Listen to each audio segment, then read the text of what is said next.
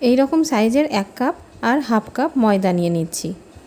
আজকে বানানো হচ্ছে কোনো রকম ঝুট ঝামেলা ছাড়া একেবারে সহজ পদ্ধতিতে বাড়িতে তৈরি নিরামিষ কেক। এরপরে নেওয়া হচ্ছে চিনি এতটা পরিমাণে, এই কাপটারই, আর সেটা মিক্সিতে গুঁড়ো করে মিশিয়ে নিতে হবে।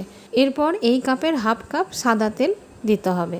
তেলটা ময়দাটার সঙ্গে ভালোভাবে মিশিয়ে নিয়ে এর মধ্যে এবার দিয়ে দিতে হবে হাফ চামচ বেকিং সোডা আর দিতে হবে 1 চামচ বেকিং পাউডার। আবারও সব কিছু ময়দার সঙ্গে ভালোভাবে মিশিয়ে নিতে হবে। এরপরে দিয়ে দিতে হবে ওই কাপটারই 1 কাপ দুধ। এরপর দেওয়া হচ্ছে ভ্যানিলা এসেন্স 4-5 ফোঁটা। এটা দেওয়া হয়ে গেলে এবার ভালোভাবে এটাকে ফেটিয়ে নিতে হবে।